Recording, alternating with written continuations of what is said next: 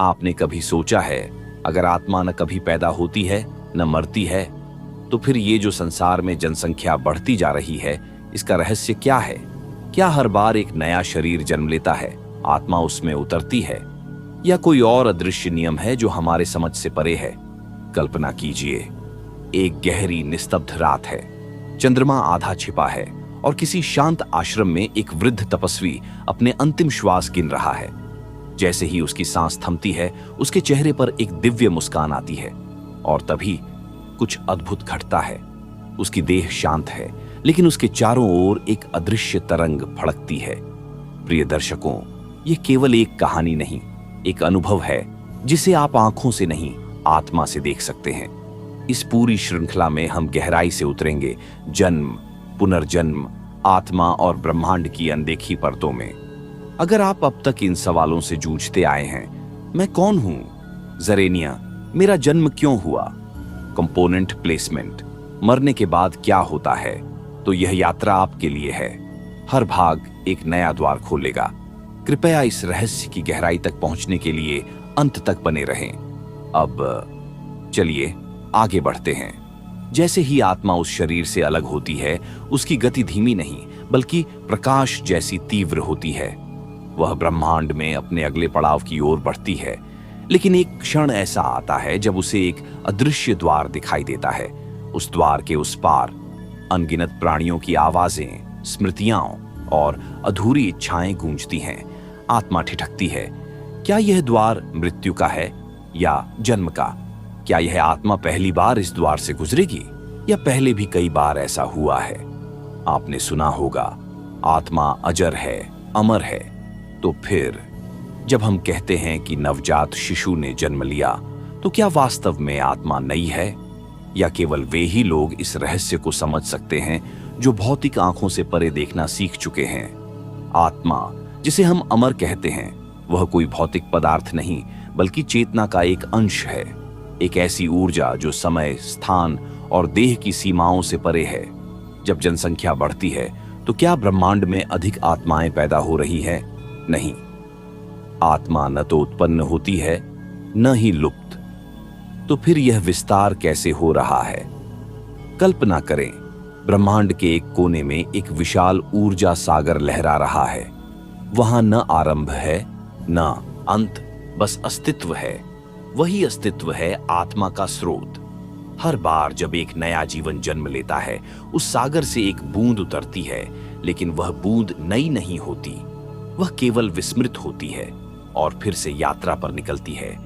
जैसे कोई नींद से उठे और कुछ क्षण के लिए भूल जाए कि वह कौन है, वैसे ही आत्मा देह में उतरते ही अपनी अनंत स्मृतियां भूल जाती है।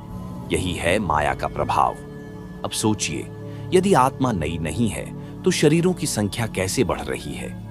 इसका उत्तर एक अदृश्य नियम में छिपा है, पुनरावृत्ति और विस्तार। जब एक आत्मा अपनी यात्रा पूरी नहीं कर पाती, वह अधूरी रह जाती है, तो वह विभाजित हो सकती है। एक ही चेतना अनेक टुकड़ों में अनुभव लेने आती है। एक अनुभूति अनेक शरीरों में फैल सकती है। यही कारण है कि कभी-कभी दो अलग-अलग व्यक्ति एक ही स्वप्न देखते हैं, या अनजान होकर भी एक दूसरे की पीड़ा को महसूस करते हैं। आत्मा विभाजित नहीं होती, वह प्रक्षिप्त होती है, जैसे एक सूर्य की किरणें अनेक दर्पणों में प्रतिबिंबित हों। तो जब आप पूछते हैं जनसंख्या क्यों बढ़ रही है, तो इसका उत्तर है, यह वृद्धि आत्माओं की संख्या में नहीं, अनुभवों की तीव्रता में हो रही है। हर युग में अनुभव का भार बढ़ता है और आत्माएं उन अनुभवों को ग्रहण करने के लिए नए शरीरों में उतरती हैं। लेकिन प्रश्न यह है, क्या इन आत्माओं का मूल एक ही है? क्या हम सब उसी एक शाश्वत चेतना के प्रतिबिंब का अर्थ सिर्फ छवि नहीं, आत्मा की प्रतिध्वनि भी है? जब कोई आत्मा देह धारण करती है, तो वह स्वयं को पूर्ण रूप से प्रकट नहीं करती, केवल एक अंश, एक प्रतिबिंब उतारती है इस संसार में। यही कारण है कि हर मनुष्य अधूरा लगता है, जैसे कुछ खोया हुआ है। वह जो अदृश्य है लेकिन भीतर कहीं गूंजता है। अब कल्पना कीजिए, एक शांत झील जिसमें चांद का प्रतिबिंब हिलोरें ले रहा है। पानी की सतह पर दिख रहा चांद क्या वास्तविक है? नहीं, वह केवल प्रतीक है उस चांद का जो आकाश में है। इसी तरह शरीर में उतरने वाली आत्मा भी पूर्ण चेतना का प्रतिनिधित्व मात्र है। तो जब कई जीवन एक साथ जन्म लेते हैं, तब क्या वे सभी एक ही पूर्ण चेतना के प्रतिबिंब हैं? उत्तर हाँ है, लेकिन रहस्य इससे भी गहरा है। यही वह क्षण है जहां सृष्टि का अदृश्य गणित आरंभ होता है। एक आत्मा जब पृथ्वी पर अनुभव लेने आती है, तो वह स्वयं को अनेक धाराओं में विभक्त कर सकती है। ये धाराएं न तो पूर्ण आत्मा होती हैं, न ही पूरी तरह अलग। ये बहुआत्मिक यात्रा कहलाती है, जहां एक ही चेतना एक ही समय में कई जीवन जी रही होती है, अलग अलग शरीरों में, अलग अलग स्थानों पर, और फिर भी भीतर से एक। इसलिए जब कोई कहता है मैं तुझे पहले भी जानता हूं, तो वह केवल भावनात्मक बात नहीं होती। वह आत्मा की उस अनकही स्मृति की गूंज होती है, जिसे वर्तमान जीवन समझ नहीं पाता, लेकिन महसूस करता है। जनसंख्या का बढ़ना आत्माओं के बनने का संकेत नहीं है। यह उस चेतना की गहराई में उतरने की आकांक्षा है, जो समय समय पर नए अनुभवों के लिए खुद को प्रस्तुत करती है। हर नया जन्म एक दृश्य है, लेकिन उस दृश्य के पीछे बैठा है अदृश्य दृष्टा। वह दृष्टा जो स्वयं को ही खोज रहा है, अपने ही प्रतिबिंबों में। और यही कारण है कि आप किसी अजनबी को देखकर भी जुड़ाव महसूस करते हैं, क्योंकि हो सकता है आप दोनों उसी एक आत्मा के दो प्रतिबिंब हों। लेकिन अब प्रश्न यह उठता है, यदि आत्मा स्वयं को बांट सकती है, तो वह किस आधार पर निर्णय उस क्षण की चुप्पी में जन्म लेता है, जब आत्मा देह में उतरने से पहले एक अलौकिक मंडल में पहुंचती है, जिसे प्राचीन यौगिक ग्रंथों में कर्मलोक कहा गया है। यह वह स्थान है जहां आत्मा स्वयं के समस्त कर्मों की छाया को देखती है, न केवल वर्तमान, बल्कि उन अनगिनत जन्मों की ऊर्जा को भी जो पीछे छूट चुकी होती है। यहां कोई दंड देने वाला नहीं होता, कोई भगवान उंगली नहीं उठाता। आत्मा स्वयं ही अपने कर्मों के प्रतिबिंबों में उतरती है और उसी से जन्म का चयन करती है। यह निर्णय भय से नहीं, अनुभव की इच्छा से प्रेरित होता है। उदाहरण के लिए, एक आत्मा जिसने पूर्व जन्म में धन का दुरुपयोग किया, वह अगले जन्म में निर्धनता का अनुभव चुन सकती है, ताकि वह समझ सके धन से परे भी कुछ है जिसे जीवन कहते हैं। अब सोचिए, ये कौन तय करता है कि आत्मा कब और कहां जन्म लेगी? क्या यह प्रक्रिया स्वतः होती है, या कोई सूक्ष्म मार्गदर्शक इसे संचालित करता है? पुराने सूफी और उपनिषदों में वर्णन आता है कि आत्मा अकेली नहीं होती। जब वह निर्णय के बिंदु पर पहुंचती है, तब वहां तीन शक्तियां उपस्थित होती हैं। एक, चेतन सम्यक दृष्टा, जो आत्मा के सभी जन्मों की गवाही रखता है।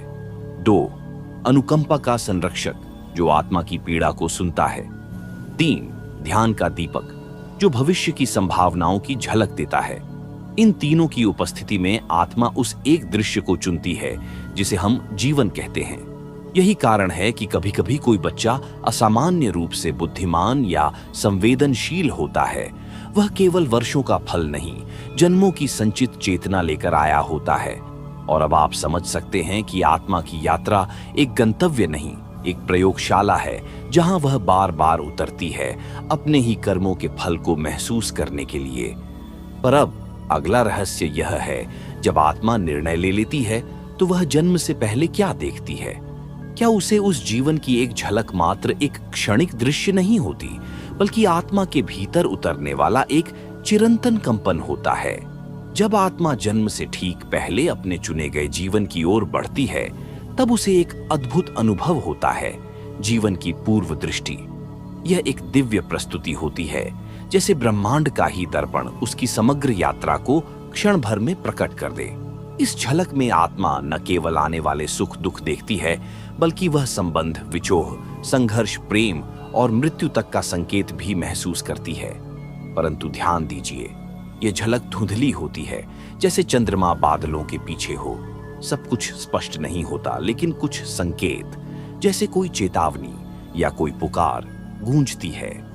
प्राचीन तिब्बती ग्रंथों में इसे बर्दो दर्शन कहा गया है, एक अलौकिक दृश्य जो आत्मा को चेतावनी देता है। तू यह जीवन इसलिए चुन रहा है क्योंकि तुझे कुछ अधूरा अनुभव करना है, कुछ सीखना है, कुछ लौटाना है। कभी आपने किसी छोटे बच्चे को देखा है जो अचानक रोते हुए कहता है, मैं वहां जाना नहीं चाहता। या किसी नवजात की आंखों में एक गहरी उदासी दिखती है, जैसे उसने कुछ त्यागा हो। वह सब उस झलक की स्मृति हो सकती है जो आत्मा ने देखा था। और फिर विस्मृति कोई त्रुटि नहीं, यह अस्तित्व का सबसे रहस्यमय वरदान है। आत्मा जब जन्म लेने की अंतिम सीढ़ी पर होती है, तब एक सूक्ष्म पट, जिसे ऋषियों ने माया का आवरण कहा, उसके चेतन मन पर डाल दिया जाता है। यह पट ऐसा नहीं कि आत्मा को अंधकार में धकेल दे, यह एक ऐसा पर्दा है जो पूर्व ज्ञान को विस्मृत कर वर्तमान अनुभव को तीव्र बना देता है। कल्पना कीजिए, यदि आपको याद होता कि आपका सबसे प्रिय व्यक्ति, जिसे आप माँ या पिता कहते हैं, किसी पिछले जन्म में आपका शत्रु रहा था, क्या आप उसी गहराई से प्रेम कर पाते? यदि आपको पता होता कि किस दिन आप मृत्यु को प्राप्त होंगे, क्या आप आज की सांस को उसी भरोसे से जी पाते? यही कारण है कि विस्मृति अनुभव को वास्तविक बनाती है। यह विस्मृति ही है जो आंसू को अर्थ देती है, हंसी को गूंज देती है और हर निर्णय को स्वतंत्रता का भ्रम देती है, जबकि आत्मा जानती है कि उसने यह सब पहले ही चुना था। तंत्र ग्रंथों में इसे लीला का बिंदु कहा गया है। वह अलौकिक क्षण जब आत्मा स्वयं को भुला देती है ताकि जीवन की नाटकशाला में उतरकर हर पात्र को असली माने। और ध्यान दीजिए, यही विस्मृति आत्मा को दोबारा तलाश पर भेजती है। तभी कोई बच्चा बिना किसी शिक्षक के ध्यान लगाने लगता है, या कोई किशोर गीता, उपनिषद या कबीर के शब्दों में घर जैसा महसूस करता है। यह विस्मृति में छिपी स्मृति का संकेत है कि आत्मा धीरे धीरे उस रास्ते को पहचान रही है जहां से वह आई थी। परंतु इस विस्मृति की सबसे रहस्यमय परत तब खुलती है जब आत्मा जीवन के बीच में अचानक जागृति किसी दुर्घटना की तरह नहीं आती। ये भीतर गहराइयों में उठता एक मौन कंपन होती है, जैसे हजारों जन्मों की विस्मृति के नीचे से फूटता एक स्वप्न जो कभी सोया ही नहीं था। जब आत्मा जीवन की भीड़ भाड़, रिश्तों की उलझनों और रोजमर्रा की खामोश पीड़ा से गुजरती है, तभी किसी एक क्षण वह ठहरती है और उस ठहराव में कुछ बदलने लगता है। कभी यह परिवर्तन एक वाक्य से होता है, कभी एक स्वप्न से, कभी किसी अनजान व्यक्ति की आंखों में झलकते अजनबी अपनत्व से। और अचानक ऐसा लगता है, मैं ये सब पहले भी देख चुका हूं, ये मेरा पहला जीवन नहीं हो सकता। यही है जागृति का प्रारंभ, एक अलिखित पुकार जो आत्मा को उसकी असली पहचान की ओर खींचती है। यह अनुभव बहुत सूक्ष्म होता है, पर उसकी गूंज पूरे अस्तित्व को छू जाती है। कोई संगीत ऐसा लगता है जैसे भीतर कुछ टूटा है, कोई कविता ऐसी लगती है जैसे किसी और जन्म की स्मृति लौट आई हो। और तब आत्मा पूछने लगती है, मैं कौन हूं, कहां से आया हूं, मुझे क्या करने भेजा गया है? इस प्रश्न में ही ब्रह्मांड की सारी राहें छिपी हैं। यह वही क्षण है जब मनुष्य आत्मा की यात्रा पर सचमुच चल पड़ता है। शास्त्रों में इस स्थिति को विवेक की अग्नि कहा गया है, जो भ्रम को जला देती है और केवल सत्य को बचा लेती है। परंतु जागृति का यह प्रकाश अकेला नहीं आता, इसके साथ आता है एक संघर्ष, बाहरी दुनिया से, अपने ही विचारों से और कभी-कभी आत्मा की पुरानी आदतों से भी। और यही संघर्ष आत्मा को अगले मोड़ तक ले जाता है, जब वह जीवन में घट रही हर घटना को संकेत केवल बाहरी प्रतीक नहीं होते, वे ब्रह्मांड के स्पंदनों में छिपे वे अदृश्य सूत्र होते हैं, जिनके माध्यम से परम चेतना आत्मा को उसकी दिशा स्मरण कराती है। जब कोई पक्षी अचानक आपके सामने उड़ जाए, जब कोई पुरानी पुस्तक अचानक आपकी नजरों में आ जाए, या कोई अनकहा वाक्य किसी अजनबी के मुंह से निकल जाए, तो समझ लीजिए यह संयोग नहीं, यह संवाद है। आत्मा जब जागती है तो वह चीजों को केवल घटना के रूप में नहीं देखती, बल्कि इशारा के रूप में अनुभव करती है। उसके लिए हर दर्द, हर रिश्ता, हर बिछड़न और हर अवसर एक संदेश बन जाता है। कभी किसी का अचानक मिलना एक पुरानी प्रतिज्ञा की याद दिलाता है, तो कभी किसी की विदाई एक पुराने बंधन के पूर्ण होने की घोषणा होती है। ये संकेत जब आते हैं तो वह अनुभव होता है जिसे अर्षियों ने देववाणी कहा है, जब ब्रह्मांड बिना शब्दों के बोलता है और आत्मा बिना कानों के सुनती है।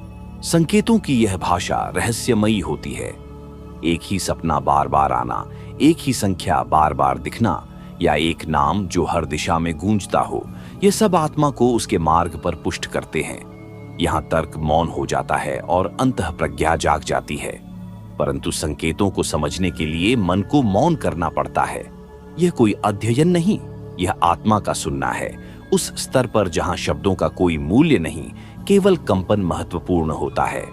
और जब आत्मा इन संकेतों को पकड़ लेती है, तब वह धीरे धीरे स्वयं को अलग अलग समय और स्थान में देखती है, जैसे वह एक नहीं बल्कि अनेक देहों में, अनेक कालखंडों में मौजूद रही हो। अब अगला भाग उस रहस्य को खोलेगा जहां आत्मा महसूस करने लगती है कि वह इस जीवन से बहुत बड़ी है। समकालीन समय में जीते हुए भी आत्मा कभी पूरी तरह वर्तमान नहीं होती। वह एक साथ कई काल रेखाओं में विचरण करती है, जैसे एक नदी कई शाखाओं में बंटकर भी एक ही सागर की ओर बहती हो। आत्मा का चेतन केवल आज नहीं जी रहा, वह अतीत की स्मृतियों और भविष्य के संकेतों में एक साथ कंपन कर रहा होता है। इसी को अकाल बोध कहते हैं, समय के बाहर होने का गूढ़ अनुभव। कभी कभी किसी स्थान पर पहली बार जाने के बाद भी वहां का नक्शा झांत सा लगता है। कभी कोई चेहरा अजनबी होकर भी आत्मा को चीरता हुआ भीतर तक उतर जाता है, तो कभी कोई भाव या गीत वर्षों पुराना अपना बन जाता है। ये संकेत नहीं, ये उस समानांतर अस्तित्व की झलकें हैं जिनमें आत्मा एक ही क्षण में कई अनुभवों से गुजर रही होती है। आप जो सपना कल रात में देखते हैं वो केवल कल्पना नहीं, वह किसी अन्य जीवन धारा की अनुभूति हो सकती है जो अभी भी किसी और देह में, किसी और लोक में जारी है। पुराणों और उपनिषदों में इस रहस्य को त्रिकालदर्शिता कहा गया है, जब आत्मा अतीत, वर्तमान और भविष्य को एक बिंदु पर एक साथ देख सकती है। यह बिंदु शरीर नहीं समझ सकता, पर चेतना उसे महसूस कर सकती है। इसीलिए कुछ लोग अपने जीवन में बार बार एक ही परिस्थिति का पुनरावर्तन देखते हैं, क्योंकि वह आत्मा की अधूरी यात्रा का समकालीन पुनः प्रदर्शन होता है। जब आत्मा को यह झांत हो जाए कि वह केवल एक देह में नहीं बल्कि अनेक आयामों में विद्यमान है, तब उसके सारे भय, सारी उलझने धीरे धीरे पिघलने लगती हैं। उसे समझ आने लगता है कि मृत्यु, जन्म, दुख या सुख, ये सब अस्थायी परतें हैं। मूल तो वह है जो इन सबसे परे है। और ठीक उसी क्षण आत्मा के भीतर एक और रहस्य फूटता है कि जो लोग हमारे जीवन में आते हैं, क्या वे भी किसी पुराने संकल्प, यह केवल मानसिक इच्छा नहीं होती बल्कि आत्मा की गहराइयों से निकला हुआ ऊर्जा स्रोत होता है जो ब्रह्मांड के अदृश्य तंतु में गूंथ जाता है। आत्मा जब किसी देह को छोड़ती है तो उसका प्रत्येक अधूरा भाव, हर अपूर्ण भावना एक संकल्प बन जाता है। ये संकल्प समय और मृत्यु की सीमाओं को लांघते हुए अगली देह में प्रवेश करते हैं, बिल्कुल वैसे जैसे किसी पुराने गीत की अधूरी पंक्ति अचानक नए जीवन में फिर से सुनाई देने लगे। आपने कभी सोचा है कि कुछ लोग पहली ही मुलाकात में इतने अपने क्यों लगते हैं? कुछ रिश्ते जन्म के साथ ही इतने तीव्र क्यों हो जाते हैं कि जैसे कई जन्मों से उनके साथ कोई समझौता चल रहा हो? यह कोई संयोग नहीं, यह आत्मा के पूर्व जन्मों के संकल्पों की गूंज होती है। जिसे आपने किसी जीवन में वादा किया था, मैं लौटूंगा, वह आत्मा अब भी इंतजार कर रही होती है। रिश्तों की ये डोर दिखाई नहीं देती, मगर उसका खिंचाव इतना गहरा होता है कि वह हमें निर्णयों की दिशा तक मोड़ देती है। एक बच्चा जो अनायास ही किसी विशेष संगीत, भाषा या संस्कृति की ओर आकर्षित होता है, वह दरअसल अपने पुराने संकल्पों को खोज रहा होता है। गूढ़ शास्त्रों में इसे वासनात्मक संस्कार कहा गया है, जिनकी स्मृति शरीर को नहीं, केवल आत्मा को होती है। इसीलिए हम नहीं समझ पाते कि क्यों कोई विशेष स्थान देखकर रोंगटे खड़े हो जाते हैं, या क्यों कोई अपरिचित हमारे स्वप्नों में बार बार आता है। यह केवल भावुकता नहीं, यह आत्मा की संकल्प धारा है जो अब भी प्रवाहित हो रही है, किसी उद्देश्य, किसी पुनर्मिलन की आशा में। और जब आत्मा किसी संकल्प को पूर्ण करने के लिए फिर जन्म लेती है, तो वह केवल शरीर नहीं चुनती, वह समय, स्थान, माता पिता और जीवन की परिस्थितियां तक खुद तय करती है। पर क्या ये सब अपने आप होता है? क्या आत्मा को यह मार्ग वह नहीं होता जो आंखें देखती हैं, बल्कि वह होता है जो आत्मा महसूस करती है। जन्म से पूर्व आत्मा एक सूक्ष्म क्षेत्र में पहुंचती है, जहां उसे अपने पूर्व संकल्पों, कर्मों और इच्छाओं का दर्पण दिखाया जाता है। वहां कोई शब्द नहीं होते, कोई भाषा नहीं होती, केवल ऊर्जा की कंपनें होती हैं जो संकेत देती हैं कि अगली यात्रा किस दिशा में होगी। ये कोई स्वचालित प्रक्रिया नहीं, बल्कि एक दिव्य गणना होती है, एक ऐसी योजना जिसे कर्म चक्र नियोजन कहा जा सकता है। कुछ आत्माएं उस मार्ग को चुनती हैं जिसमें दुख अधिक हो, ताकि वह भीतर की कठोरता को पिघला सकें। कुछ आत्माएं सुखद मार्ग चुनती हैं ताकि वे प्रेम और करुणा का विस्तार कर सकें, और कुछ आत्माएं बिल्कुल कठिन रास्ता चुनती हैं, उस सत्य की खोज में जो उन्हें मोक्ष के द्वार तक ले जाए। आपने कभी गौर किया है, कुछ लोग क्यों बचपन से ही वृद्धों जैसी सोच रखते हैं? क्यों कोई 5 वर्ष का बालक भी जीवन और मृत्यु की बातें कर जाता है? क्योंकि उसकी आत्मा उस मार्ग से पहले ही कई बार गुजर चुकी होती है। वह अनुभव उसे अब शब्दों में नहीं, चेतना में मिला होता है, और इसी चेतना को पुनः पूर्ण करने के लिए आत्मा विशिष्ट मार्ग चुनती है। इस मार्ग का चयन तब होता है जब आत्मा देव चेतना से संवाद करती है। वहां कोई जबरदस्ती नहीं होती, केवल विकल्प होते हैं, और निर्णय आत्मा का होता है, लेकिन हर निर्णय के साथ जुड़ा होता है कर्म फल। एक क्षण के लिए आंखें बंद कीजिए और सोचिए, आप जिस परिवार में जन्मे, जिस समाज में पले, जिस धर्म, देश और भाषा के भीतर आप पले बढ़े, क्या ये सब केवल संयोग है? नहीं, यह सब उस मार्ग का हिस्सा है जिसे आपकी आत्मा ने चुना था, एक बहुत ही सटीक गणना और रहस्यमयी योजना के तहत। पर अब सवाल उठता है कि यदि आत्माएं इतनी स्वतंत्र है, तो यह संसार अनुशासित कैसे बना रहता है? अनुशासन केवल बाहरी नियंत्रण नहीं है, यह ब्रह्मांड की आत्मा में छिपी एक रहस्यमयी ध्वनि है, जिसे आर्षि मुनियों ने रथ कहा, और जिसे आधुनिक विज्ञान कॉस्मिक ऑर्डर कहता है। आत्माएं स्वतंत्र हैं, पर उनका हर चयन एक जटिल संतुलन का हिस्सा होता है। जैसे तारों की गति निर्धारित है, वैसे ही आत्माओं के पुनर्जन्म के मार्ग भी एक सूक्ष्म गणना के अधीन होते हैं। हर जन्म, हर काया, हर परिस्थिति, यह सब किसी उच्च गणना की प्रतिध्वनि है। यह गणना केवल व्यक्तिगत नहीं, सामूहिक भी होती है। यदि एक आत्मा किसी कर्म के कारण एक विशेष स्थान पर जन्म लेती है, तो उसका संबंध उस स्थान की समष्टिगत ऊर्जा से भी होता है।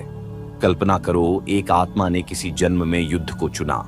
उसका वह चयन केवल उसके भीतर के द्वंद्व का समाधान नहीं है, बल्कि एक सामूहिक चेतना में दबे हुए आघातों की पुनरावृत्ति भी है। यह एक संवेद अनुशासन है, जहां व्यक्तिगत और सामूहिक नियति एक अदृश्य रेखा में जुड़ जाती है। इसी अनुशासन के कारण आत्माएं कुछ विशेष आत्माओं के साथ बार बार जन्म लेती हैं। ये कोई आकस्मिक मिलन नहीं होता, ये होते हैं कर्मबंध, जिन्हें शास्त्रों में रुचिक संबंध कहा गया है। क्या आपने कभी अनुभव किया है कि कोई व्यक्ति पहली ही मुलाकात में अत्यंत परिचित लगता है, या किसी अपरिचित से इतना विरोध कि कारण स्पष्ट नहीं? ये संकेत हैं उस अनुशासन के जो आत्मा की स्मृति में छिपे रहते हैं, लेकिन जीवन की भूल भुलैया में ये स्मृतियां धुंधली हो जाती हैं। फिर जीवन हमें उन्हीं स्मृतियों को दोबारा अनुभव करने के लिए मोड़ता है, एक अग्निपथ की तरह, जिसमें हर मोड़ आत्मा को तपाता है। अब प्रश्न यह है कि यदि यह अनुशासन इतना सूक्ष्म और सुनिश्चित है, तो आत्मा को सीखने की बात करते हैं, तो हम केवल इस जीवन के ज्ञान की बात नहीं करते। आत्मा का सीखना उस अनंत अनुभवों का समुंदर है जिसमें जन्मों का समावेश है। यह ज्ञान न केवल बाहरी संसार से प्राप्त होता है, बल्कि आत्मा के गहनतम कोष्ठकों में छिपे अनुभवों से भी निखरता है। यह एक रहस्यमयी प्रक्रिया है जिसमें आत्मा अपने भीतर के अंधकार को चीरकर प्रकाश की ओर बढ़ती है। आप कल्पना करें कि आत्मा एक निर्मल प्रकाश है जो अनेक जीवनों की कठोरता, सुख दुख और संघर्षों के बाद निखरती है। हर जन्म, हर अनुभव, हर संबंध एक अध्याय है उस गूढ़ ग्रंथ का जिसे आत्मा पढ़ती है, और इस ग्रंथ की भाषा बेहद रहस्यमयी है। यह अनुभवों, भावनाओं और अंतर्दृष्टि का अनुवाद है। आत्मा सीखती है क्योंकि वह भूल चुकी है कि वह क्या है, कहां से आई है और कहां जाना है। यह भूलना एक दिव्य खेल है जिसे माया कहते हैं। माया के पर्दे के पीछे आत्मा को पुनः जागना होता है। यही वह कारण है कि वह बार बार जन्म लेती है, बार बार सीखने के लिए। ये सीखना कभी आसान नहीं होता। यह आत्मा के लिए एक तपस्या है जिसे हम जीवन कहते हैं। कभी कभी यह सीखना द्रवित करने वाला होता है, कभी कभी प्रचंड अग्नि के समान और कभी कभी शांत नदी की तरह। हर अनुभव आत्मा को गहराई से समझने का अवसर देता है, हर क्षण में उसे स्वयं से मिलाने का निमंत्रण है।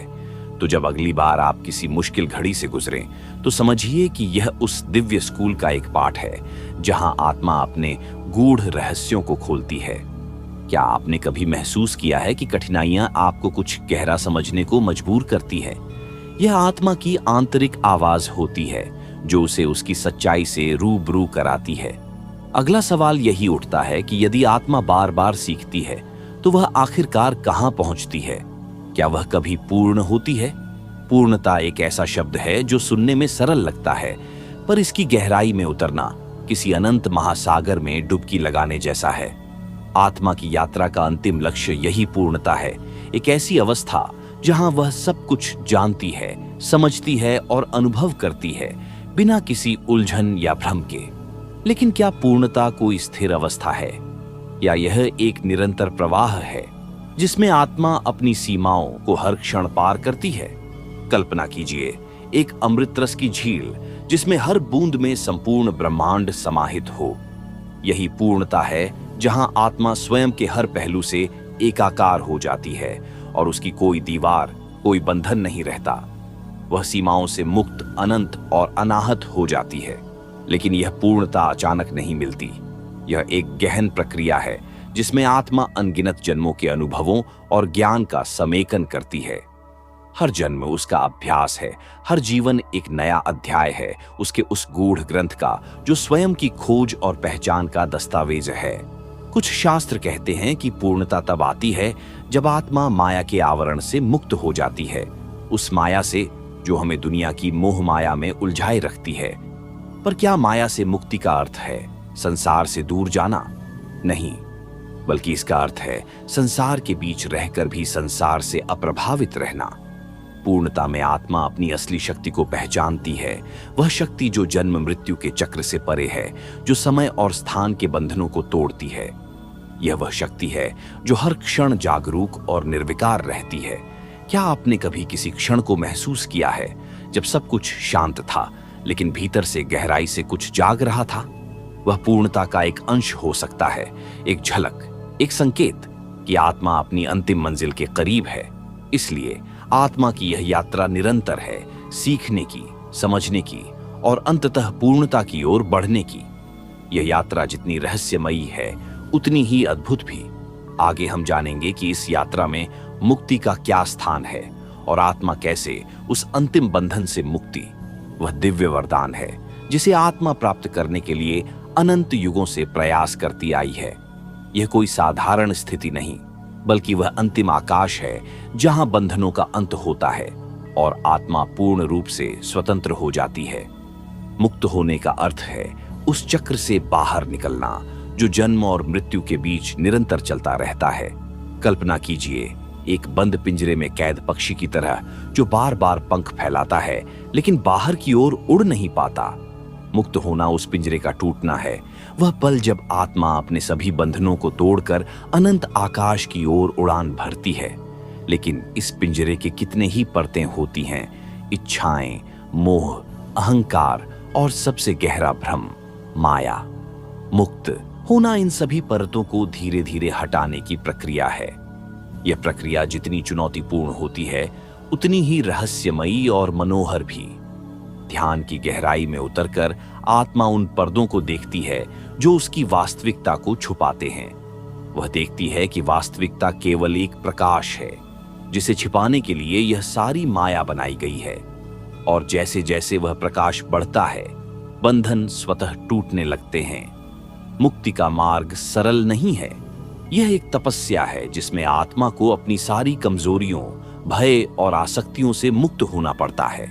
यह अंतर्मुखी संघर्ष होता है जिसमें आत्मा अपनी सबसे गहरी तहों से गुजरती है। क्या आपने कभी अपने भीतर एक अनोखी शांति महसूस की है जब सब कुछ शांत था लेकिन आपका मन भी स्वतंत्र लग रहा था?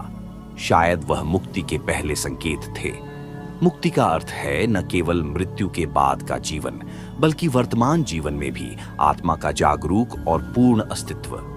यह वह अवस्था है जब हम बंधनों से मुक्त होकर पूरी तरह से जीवित हो उठते हैं। आगे हम जानेंगे कि मुक्त आत्मा का स्वरूप, वह अनजानी छवि जिसे समझने के लिए मनुष्य सदियों से प्रयास करता आ रहा है। मुक्त आत्मा का स्वरूप कोई बाहरी आकृति नहीं होती, बल्कि वह एक अदृश्य, अमूर्त और शाश्वत ऊर्जा है जो समय और स्थान के बंधनों से परे अपनी स्वतंत्रता में झिलमिलाती है। यह स्वरूप न केवल अनुभूति का विषय है, बल्कि वह अस्तित्व की मूल गूंज है जो हर जीव के भीतर गूंजती रहती है। कल्पना करें उस शून्य की जिसमें अनंत संभावनाएं समाई हों। स्वरूप ऐसा है जो कभी आकार नहीं लेता, फिर भी हर रूप में विद्यमान रहता है। यह वह रहस्यमयी प्रकाश है जो अंधकार को चीरता है, वह अनंत ऊर्जा जो जीवन और मृत्यु के बीच के भ्रम को भेदती है। मुक्त आत्मा का स्वरूप आत्म साक्षात्कार से उभरता है, जब कोई मनुष्य अपने अंदर के माया के आवरणों को हटाकर शुद्ध चेतना की ओर बढ़ता है। वह स्वरूप एक नीरव, शांत तरंग की तरह है जो सृष्टि के प्रत्येक कण में फैली हुई है। क्या आपने कभी अपने अंदर उस अनंत शांति का अनुभव किया है जो शब्दों में व्यक्त नहीं हो सकती? वह अनुभव उसी स्वरूप की झलक हो सकती है जो हमें हमारी आत्मा की सच्चाई से जोड़ती है। स्वरूप केवल स्थिर नहीं रहता, वह एक प्रवाह है, एक गति है जो सृष्टि के हर पल को जीवंत बनाती है। यह वह दर्पण है जिसमें ब्रह्मांड अपनी छवि देखता है और हम सभी उस दर्पण की झलक हैं। लेकिन यह स्वरूप एक रहस्य ही रह जाता अगर हम उस मुक्ति के बाद की यात्रा को न समझें, जहां आत्मा फिर लौटती है या पूरी तरह अव्यक्त हो जाती है। यह जानना आवश्यक है कि मुक्त आत्मा संसार में कैसे, क्यों और कब वापस आती है। लौटना यह एक ऐसा शब्द है जो हमारी आत्मा के रहस्यमय सफर में गहरे प्रश्नों को जन्म देता है। क्या वास्तव में आत्मा मुक्त होकर इस भौतिक संसार से पूर्ण रूप से विदा हो जाती है, या फिर वह किसी विशेष कारणवश फिर से लौटती है? यह लौटना केवल शरीर में पुनर्जन्म की सीमा तक सीमित नहीं, बल्कि यह उस कर्म और बंधनों के बीच के गहरे कनेक्शन को उजागर करता है जो आत्मा को वापस खींचते हैं। कल्पना कीजिए उस अनदेखे से धागे को जो समय और काल के पर्दों को चीरते हुए आत्मा को एक नए अस्तित्व के द्वार तक ले जाता है। यह धागा कर्म के नेटवर्क का हिस्सा है जो कभी टूटता नहीं, बल्कि लगातार आत्मा को बांधे रखता है। लौटना एक तरह से उस बंधन का प्रतीक है जो मुक्ति के बावजूद भी आत्मा को कभी-कभी अपनी यात्रा दोबारा शुरू करने पर मजबूर करता है। वह लौटना न केवल भौतिक शरीर में पुनः प्रवेश है, बल्कि एक आंतरिक प्रक्रिया है जिसमें आत्मा अपनी अधूरी इच्छाओं, अनसुलझे कर्तव्यों और अधूरे अनुभवों को पूरा करने के लिए वापस आती है। ये लौटना कभी-कभी एक रहस्यमय आह्वान की तरह होता है जिसे आत्मा स्वयं नहीं, बल्कि ब्रह्मांड की व्यवस्था द्वारा संचालित किया जाता है। क्या आपने कभी उन गहरे स्वप्नों को महसूस किया है जो आपको कहीं वापस ले जाते हैं, जैसे किसी पुराने जीवन का अंश? ये लौटने का संकेत हो सकता है जो हमारे भीतर छिपी स्मृतियों और अनुभवों का पुनरावर्तन है। आत्मा का यह लौटना केवल पुनर्जन्म की बात नहीं, बल्कि उसकी निरंतर यात्रा का एक अंश है जो कर्म के चक्र को पूरा करने की आवश्यकता से जुड़ा हुआ है। यह लौटना ही जीवन के रहस्यों में एक और परत खोलता है जिसे समझना अब हमारे लिए आवश्यक हो जाता है। आगे हम जानेंगे कि आत्मा के इस लौटने के पीछे कौन कौन से रहस्यमय कारक, वे अदृश्य शक्तियां जो आत्मा की यात्रा को दिशा देती हैं, कभी कभी हमें पराजय के गर्त में धकेलती है तो कभी मुक्तता के शिखर तक पहुंचाती है। ये रहस्यमय कारक उस अद्भुत नियम का प्रतिबिंब है जो सृष्टि के प्रत्येक जीव को बांधता और आजाद करता है। कर्म का नियम। कर्म न केवल हमारे कर्मों का फल, बल्कि वे गूढ़ कारण भी हैं जो आत्मा को बार बार इस संसार में लौटने के लिए प्रेरित करते हैं। कल्पना करें उस अदृश्य संतुलन का जो कर्म और परिणाम के बीच कायम रहता है, ऐसा संतुलन जो समय के चक्रों को नियंत्रित करता है। यह कारक केवल कर्म ही नहीं, बल्कि वे भावनात्मक और मानसिक बंधन भी हैं जो आत्मा के मुक्त होने के मार्ग में बाधा बनते हैं। वे बंधन जो अनजाने में हमारे भीतर जमा होते हैं और मृत्यु के बाद भी आत्मा को उसी ऊर्जा से बांधे रखते हैं। यहां तक कि प्रेम, द्वेष, आसक्ति और अनसुलझे कर्तव्य भी उन शक्तियों में शामिल हैं जो आत्मा को पुनः इस लोक में आने के लिए प्रवृत्त करती हैं। ऐसे भाव जो कहीं छिपे नहीं रहते, बल्कि वे हमारे कर्मों के साथ मिलकर एक रहस्यमय धागे की तरह आत्मा को बांधते हैं। पर क्या यह सब अनिवार्य है? क्या आत्मा को इन कारकों से कभी मुक्ति मिल सकती है? क्या कोई ऐसा मार्ग है जिससे आत्मा उन बंधनों से मुक्त होकर शाश्वत स्वतंत्रता प्राप्त कर सके? विज्ञान और आध्यात्म दोनों ही इस प्रश्न का उत्तर खोजने में लगे हैं, और जो भी मिलेगा वह हमारे अस्तित्व की गहन समझ को बदल देगा। ये कारक जो पहली नजर में हमें सीमित लगते हैं, दरअसल हमारी आत्मा की परिपक्वता और विकास के लिए भी मार्ग प्रशस्त करते हैं। आगे हम उन गूढ़ साधनों और मार्गों पर चर्चा करेंगे जिनसे आत्मा इन कारकों से मुक्ति व अनंत अनुभूति, जो आत्मा की यात्राओं का अंतिम लक्ष्य होती है। यह एक ऐसा रहस्यमय द्वार है जहां से सभी बंधनों का अंत होता है और आत्मा पूर्ण स्वतंत्रता के साथ अपने सच्चे स्वरूप में प्रवेश करती है। लेकिन क्या यह मुक्ति केवल एक कल्पना है या यह वास्तव में संभव है? और अगर संभव है तो उसकी राह कैसी होती है? कल्पना करें उस शाश्वत प्रकाश की किरण को जो हर अंधकार को चीरकर आत्मा के अंदर गूढ़ सत्य का उद्घाटन करती है। मुक्ति वह प्रकाश है जो कर्मों के चक्र से ऊपर उठने की शक्ति देता है। यह साधना, ज्ञान और प्रेम का संगम है जो आत्मा को सीमाओं से बाहर निकालकर अनंत शांति की ओर ले जाता है। मुक्ति का मार्ग कभी सरल नहीं होता। वह रहस्यमय है, गूढ़ है और अक्सर विपरीत परिस्थितियों में भी निरंतर प्रयास की मांग करता है। यह न केवल कर्मों के फल से मुक्ति है, बल्कि माया, आसक्ति और भ्रम के जाल से भी आजादी की प्राप्ति है। वह अवस्था जहां आत्मा न तो जन्म को याद रखती है, न मृत्यु का भय मानती है और न ही इस संसार के मोह में फंसी रहती है। यहाँ तक कि महान योगी, साधक और आर्षि भी इस गूढ़ रहस्य को समझने के लिए वर्षों तक तपस्या करते हैं, क्योंकि मुक्ति का अनुभव केवल आंतरिक जागरण से होता है। एक ऐसी चेतना जो सीमाओं को पार कर अनंत के साथ विलीन हो जाती है। क्या आप कल्पना कर सकते हैं उस पल को जब आत्मा पूरी तरह से मुक्त होकर ब्रह्मांड की अनंत गहराइयों में विलीन हो जाती है? यह एक ऐसा रहस्य है जो शब्दों से परे है, लेकिन अनुभव की गहराई से समझा जा सकता है। आगे हम जानेंगे कि इस मुक्ति की प्राप्ति के लिए कौन कौन से आध्यात्मिक साधन, वे गूढ़ उपकरण और आध्यात्मिक अभ्यास जो आत्मा को बंधनों से मुक्त करने का रास्ता दिखाते हैं। ये साधन मात्र कर्मों का प्रतिकार नहीं, बल्कि मन और चेतना के उन गहरे रहस्यों को खोलते हैं जो जीवन और मृत्यु के पार स्थित हैं। जब हम इन साधनों की गहराई में उतरते हैं तो हमें पता चलता है कि ये न केवल हमारे बाहरी कर्मों को शुद्ध करते हैं, बल्कि आंतरिक मोह माया के आवरणों को भी छेदते हैं। हर साधन में छुपा है एक अनदेखा प्रकाश जो अज्ञानता के अंधकार को दूर कर आत्मा को उसकी सच्चाई से जोड़ता है। यह साधन हो सकता है ध्यान, साधना, आत्म परीक्षण या फिर आत्मा की नीरव उपस्थिति का अनुभव। ये सभी साधन अंतर्निहित ऊर्जा को जागृत करते हैं जो जन्म मृत्यु के चक्र से परे ले जाकर शाश्वत शांति का द्वार खोलती है। कल्पना करें उस अनंत समुद्र को जहां हर लहर ज्ञान की अमृत बूंद है और साधन उस नाव की तरह है जो हमें उस अनंत तक पहुंचाती है। साधन की शक्ति केवल शरीर या मन तक सीमित नहीं रहती, बल्कि वे आत्मा की गहराइयों तक पहुंचती हैं, जहां से सारा भ्रम और अज्ञानता मिट जाता है। इस यात्रा में सबसे महत्वपूर्ण होता है समर्पण और विश्वास, क्योंकि साधनों का प्रभाव तभी पूर्ण होता है जब आत्मा पूरी तरह से खोलती है अपने भीतर के द्वार। न तो किसी भी साधन का प्रयोग अधीरता से करें, न ही इसे केवल बाहरी क्रिया समझें। यह एक गूढ़ संवाद है आत्मा और ब्रह्मांड के बीच, जो शब्दों से नहीं बल्कि अनुभव से समझा जाता है। क्या आपने कभी महसूस किया है उस क्षण को जब मन की सारी उलझनें शांत हो जाएं और एक दिव्य शांति आपके भीतर बस जाए? यही साधनों का चमत्कार है जो आत्मा को पुनः जन्म मरण के चक्र से निकालकर एक शाश्वत आनंद में ले जाता है।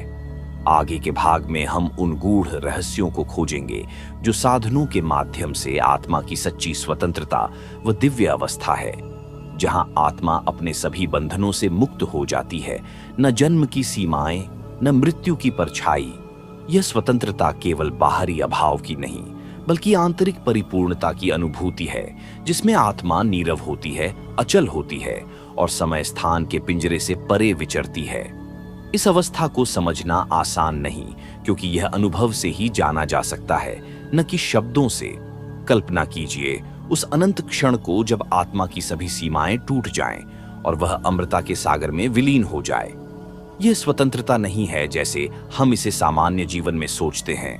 यह पूर्ण चेतना का आलोक है जो हर अंधकार को छिन्न भिन्न कर देता है। यहां न कोई दुख बचता है, न कोई भय। सिर्फ एक शाश्वत शांति और आनंद की अवस्था होती है जो हर पल नवीन होती है। स्वतंत्रता पाने की राह में सबसे बड़ा रहस्य है माया की परतों को पहचानना और उन्हें पार करना। माया वह अनदेखी शक्ति है जो हमें असली आत्मा से दूर रखती है, हमें जन्म और मृत्यु के भंवर में उलझाए रखती है। जब यह माया छिन्न भिन्न हो जाती है, तब आत्मा का तेज अवतरित होता है, एक ऐसी ज्योति जो न कभी बुझती है और न कभी कम होती है। यह स्वतंत्रता किसी भी बाहरी वस्तु या स्थिति से प्राप्त नहीं होती, बल्कि यह आत्मा की अपनी अंतर्निहित प्रकृति है। हर जीव में यह बीज छुपा है, परंतु उसे खिलने के लिए समझ, श्रद्धा और गहन तपस्या की आवश्यकता होती है। एक रहस्यमय यात्रा है यह, जहां हर कदम पर नया प्रकाश मिलता है और हर छाया में एक नई सीख छुपी होती है। सोचिए उस पथ को जो हमें जन्म मृत्यु के चक्र से मुक्त करता है, जो आत्मा को उसकी असली पहचान से जोड़ता है। यह पथ है पूर्ण समर्पण, निश्चल ध्यान और सच्चे प्रेम का। आगे बढ़ते हुए हम उस अंतिम सत्य, एक ऐसा शब्द जिसे समझना जितना सरल लगता है, उसकी गहराई उतनी ही असीम और रहस्यमयी है। यह वह अमूल्य रत्न है जो आत्मा के संसार में चमकता है, पर जिसे पाने के लिए मनुष्य को अपनी सारी भ्रमों की परतों को उतरना पड़ता है। सत्य केवल बाहरी घटनाओं का प्रतिबिंब नहीं, बल्कि आंतरिक अनुभूति का स्रोत है जो उस नश्वर जीवन के परे अमृता की ओर ले जाता है। कल्पना कीजिए एक ऐसे प्रकाश की जो न कभी फीका पड़ता है, न ही बुझता है, जो सब भ्रमों को छिन्न भिन्न कर अज्ञान के स्याह अंधकार को दूर करता है। यह प्रकाश मनुष्य के अंदर गहरे छुपा हुआ है, परंतु हमारी इंद्रियों और विचारों के जाल में अक्सर वह खो जाता है। सत्य को खोजने के लिए हमें अपने भीतर के उस जाल को समझना होगा जो हमें भ्रम में जकड़े रखता है। यह सच्चाई जीवन के जन्म और मृत्यु के चक्र से परे है, जहां आत्मा निरंतर गतिशील नहीं, अपितु स्थिर, अविचल और शाश्वत होती है। जब मनुष्य उस सत्य के साथ एक रूप हो जाता है, तो मृत्यु का भय समाप्त हो जाता है और जीवन का उद्देश्य स्पष्ट हो जाता है। यह सत्य है जो जीवन को अर्थ देता है और मृत्यु को केवल एक पारगमन के रूप में दर्शाता है। यह सत्य न केवल दर्शन शास्त्र की किताबों में लिखा है, बल्कि हर उस अनुभूति में प्रकट होता है जहां कोई अपने अस्तित्व की गहराई में उतरता है। वहां समय का कोई मापदंड नहीं, कोई सीमा नहीं, हर पल अनंत काल जैसा प्रतीत होता है। यह अनुभव शब्दों से परे है, जिसे केवल अंतर्नाद के साथ महसूस किया जा सकता है। आज हम उस सत्य के किनारे खड़े हैं जिसके सामने सारे प्रश्न क्षीण हो जाते हैं और सिर्फ एक शून्य शांति बचती है। उस शून्य में छुपा है वह रहस्य जो जन्म मृत्यु के पहेलियों को खोलता है और आत्मा को उसकी असली पहचान से जोड़ता है। आइए अगले भाग में हम उस अनंत शांति, एक ऐसा अलौकिक अनुभव है जिसे शब्दों में बांध पाना असंभव है, फिर भी वह हर आत्मा की गहराई में छुपा हुआ है। ये केवल एक भाव या मानसिक स्थिति नहीं, बल्कि वह अव्यक्त सागर है जिसमें मन, विचार और भावनाएं शांत होकर पिघल जाती हैं। जब यह शांति मानव हृदय में उतरती है, तो वह सारी उलझनों और भय की दीवारें ध्वस्त हो जाती हैं। यह शांति जन्म मृत्यु के चक्र से परे है, जहां समय और स्थान का बंधन टूट चुका होता है। कल्पना कीजिए एक अनंत आकाश को जिसमें कोई बादल नहीं, कोई तूफान नहीं, केवल निर्मल और स्थिरता की अमिट छवि होती है। यही वह स्थिति है जहां आत्मा अपनी असली प्रकृति से मिलती है, निर्विकार, अविनाशी और अनंत। इस शांति का अनुभव तब संभव होता है जब व्यक्ति अपने भीतर के भ्रमों, मोह माया और आत्म केंद्रित सोच से मुक्त हो जाता है। परंतु यह शांति प्राप्त करना सरल नहीं। यह एक गूढ़ यात्रा है जिसमें आत्मा को अपने भीतर के गहरे अंधकार से गुजरना पड़ता है। उस अंधकार में छुपे भय, इच्छाएं और अस्मिता के कठोर पिंजरों को तोड़ना होता है। हर टूटना, हर विघटन आत्मा को उसकी मुक्त स्थिति के और निकट ले जाता है। शांति की इस यात्रा में धैर्य, समर्पण और सच्चाई की आवश्यकता होती है। शांति वह द्वार है जो मृत्यु के भय को समाप्त कर देती है और जीवन को सार्थकता प्रदान करती है। जो व्यक्ति इस शांति को अनुभूत करता है वह देख पाता है कि जीवन एक बहती नदी की तरह है, जिसमें जन्म और मृत्यु केवल परिवर्तन के बिंदु हैं, अंत नहीं। शांति की यही अनुभूति आत्मा को जन्म के चक्र से मुक्त कर आत्मा के शाश्वत अस्तित्व का बोध कराती है। यह रहस्यमयी शांति हमारे भीतर है, परंतु उसे पहचानना और स्थायी बनाना ही सबसे बड़ा चुनौती है। तभी तो कहा गया है, जहां शांति है वहां ईश्वर है। यह ईश्वर हमारे भीतर का वह अनंत प्रकाश है जो हमें अंधकार से बाहर निकालता है और शाश्वत सत्य का दर्शन कराता है। अब जब हम इस गहन शांति के द्वार पर खड़े हैं, अगला कदम है उस पर पूरी तरह से प्रवेश करना, ताकि आत्मा का वास्तविक स्वरूप प्रकट हो। अगली बार हम उस अवस्था को समझेंगे जहां आत्मा अपनी पूर्णता का अनुभव वह अंतिम क्षण है, जब आत्मा अपने समस्त बंधनों से मुक्त होकर अनंत के विस्तार में विलीन हो जाती है। यह केवल एक संकल्पना नहीं, बल्कि एक अनुभव है जिसे जितना समझना चाहो वह उतना ही रहस्यमयी और गूढ़ बना रहता है। पूर्णता वह अवस्था है जहां कोई द्वैत नहीं, कोई भेदभाव नहीं, केवल एकत्व और अमृता का अव्यक्त स्वरूप मौजूद होता है। उस क्षण में जीवन और मृत्यु की सीमाएं धुंधली हो जाती हैं और अस्तित्व का अमृत रस बह निकलता है। कल्पना कीजिए कि आप एक विशाल सागर के किनारे खड़े हैं, जहां हर लहर का सफर अपने स्रोत की ओर होता है।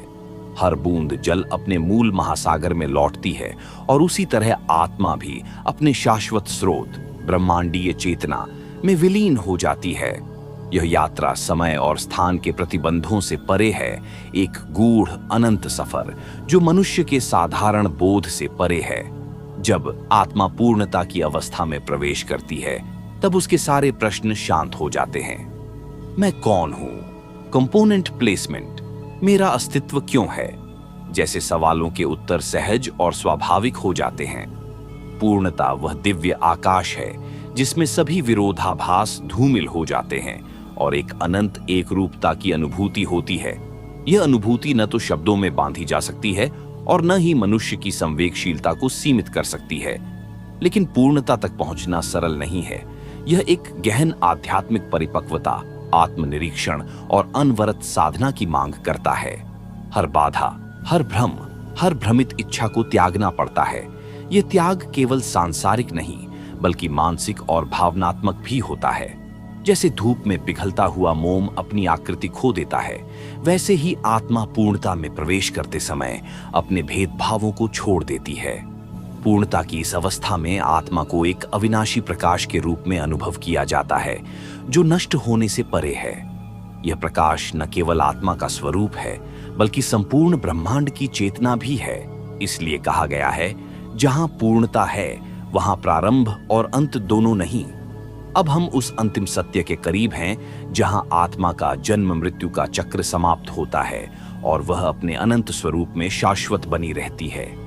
अगला खंड हमें इस पूर्णता के अनछुए पहलुओं की ओर ले जाएगा, जहां जीवन, मृत्यु और पुनर्जन्म का रहस्य और भी गहरा हो जाता है। पूर्णता के इस रहस्य को समझना ही जीवन का सबसे बड़ा उपहार है। जब आत्मा अनंत के उस गहरे सागर में मिल जाती है, जहां न कोई जन्म होता है और न मृत्यु, वहां से उसकी यात्रा अमृता की ओर अग्रसर होती है।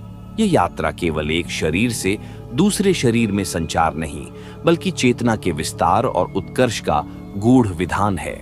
सोचिए, जो आत्मा कभी उत्पन्न नहीं हुई, जो नष्ट भी नहीं होती, वह कैसे सीमित होती? इसका उत्तर उसी ब्रह्मांडीय नियम में छिपा है, जो हमें एक गूढ़ धुन की तरह भीतर से आवाज देता है। एक ऐसा संगीत जो सभी सीमाओं से परे जाकर अस्तित्व को परिभाषित करता है। आत्मा के इस अमर स्वभाव को समझना हमें जीवन के हर पहलू को नए नजरिए से देखने की क्षमता देता है। यह समझ हमें बताती है कि जनसंख्या में वृद्धि केवल भौतिक शरीरों की संख्या बढ़ने से होती है, जबकि आत्मा की संख्या स्थिर रहती है। यह स्थिरता ही उस अनंत चक्र की चाबी है जिसमें चेतना निरंतर उत्पन्न होती है, स्फुरित होती है और फिर पुनः अपने स्रोत में समाहित हो जाती है। आत्मा का यह चक्र जन्म और मृत्यु के पार जाकर अस्तित्व के रहस्यों को खोलता है, जिसे केवल सूक्ष्म दृष्टि और गहन साधना से ही समझा जा सकता है। इस प्रक्रिया में हम एक गूढ़ प्रश्न के और भी करीब पहुंचते हैं। क्या यह वृद्धि एक अलौकिक योजना का हिस्सा है? क्या हर नवजात शिशु ब्रह्मांड की उस दिव्य योजना का साक्षी है जो जीवन को निरंतरता प्रदान करती है? इस प्रश्न के उत्तर में ही हमारी आध्यात्मिक यात्रा की गहराई छिपी है, जो हमें स्वयं के अस्तित्व के रहस्य में डुबो देती है। हम उस अनंत सागर में डुबकी लगाते हैं जहां हर बूंद का अपना एक स्वप्न, एक जीवन कथा होती है और हर आत्मा का अपना एक अनंत सफर। यह अंतिम अनुभूति हमें समझाती है कि आत्मा न कभी उत्पन्न हुई, न कभी समाप्त होगी। वह केवल परिवर्तित होती है, विभिन्न रूपों में प्रकट होती है, पर अपनी शाश्वत चमक और स्वरूप को कभी नहीं खोती। यह एक अमर गीत है जो समय और स्थान की सीमाओं को पार कर जाता है। इसलिए जनसंख्या की वृद्धि और आत्मा की अमरता में कोई विरोधाभास नहीं, बल्कि एक गूढ़ समरसता है जो जीवन के रहस्यों को खोलती है। अब आप स्वयं इस रहस्यमय यात्रा के साक्षी हैं। क्या आपने कभी अपने अंदर उस अमर चेतना की गूंज महसूस की है? वह शक्ति जो न केवल जीवित प्राणियों को जोड़ती है, बल्कि ब्रह्मांड की संपूर्ण ऊर्जा को भी संचालित करती है। इस अनंत सफर का हिस्सा बनकर हम न केवल जीवन को समझ पाते हैं, बल्कि उस अनंत रहस्य में खो जाने का साहस भी पाते हैं। इसी साथ यह गूढ़ यात्रा समाप्त होती है, लेकिन आत्मा की यात्रा अनंत है और हमारा परिचय तो बस आरंभ है।